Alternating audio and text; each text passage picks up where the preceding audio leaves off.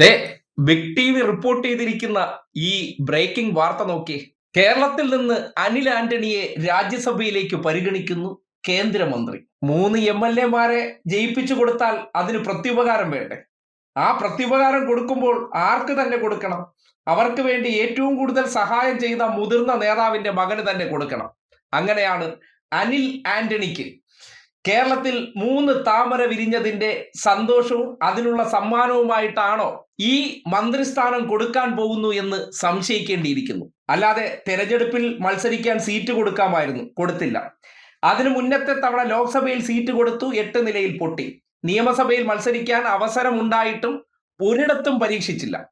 അങ്ങനെയുള്ള വ്യക്തിക്ക് പൊടുന്നനെ ഒരു കേന്ദ്രമന്ത്രി സ്ഥാനം കൊടുക്കേണ്ട കാര്യം അതിനും മാത്രം എന്തെങ്കിലും കഴിവുറ്റ വ്യക്തിയാണോ? അല്ലെങ്കിൽ PC ജോർജും ഷോൺ ജോർജിനെ പോലെ BJP-യിലെ പ്രമുഖരായിട്ടുള്ള വ്യക്തികളുണ്ട്, മത്സരിക്കാൻ സീറ്റ് കൊടുത്ത് തോറ്റെങ്കിൽ പോലും അവരെ എല്ലാം മറികടന്നുകൊണ്ട് പൊടുന്നനെ കോൺഗ്രസിന്റെ ഇപ്പോഴത്തെ ജീവിച്ചിരിക്കുന്ന തലമുതിർന്ന നേതാവിന്റെ മകന് തന്നെ ഇങ്ങനെ രാജ്യസഭയിലേക്ക് ഒരു എൻട്രിയും കൊടുത്ത് ഒരു കേന്ദ്രമന്ത്രി സ്ഥാനം കൊടുക്കുന്നുണ്ടെങ്കിൽ അതിൽ ഒരു പ്രത്യുപകാരം ഉണ്ടോ ഇല്ലയോ?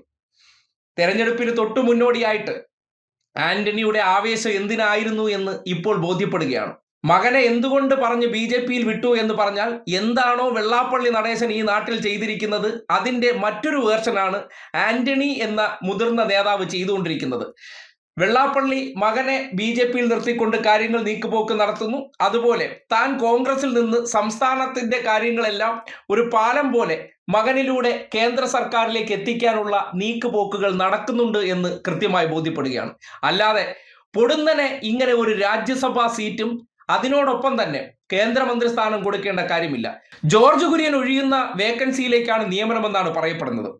ജോർജ് കുര്യൻ ഒഴിയുന്ന വേക്കൻസിയിലേക്ക് ഉടനടി ആന്റണിയുടെ മകന് തന്നെ നിയമനം കൊടുക്കുക എന്ന് പറഞ്ഞാൽ അതിന്റെ ഉദ്ദേശം എന്താണ്?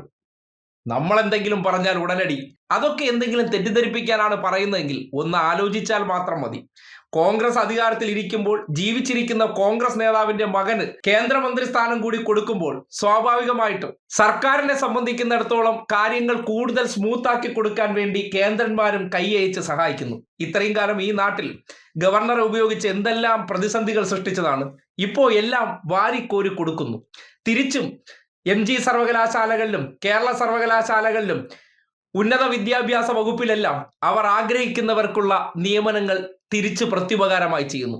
അങ്ങോട്ടും ഇങ്ങോട്ടുമുള്ള ഈ കൂട്ടുകച്ചവടം കേരളത്തെ സംഘപരിവാർ വൽക്കരിക്കുന്നതിന്റെ ഏറ്റവും അവസാനത്തെ ഉദാഹരണം തന്നെയാണ്.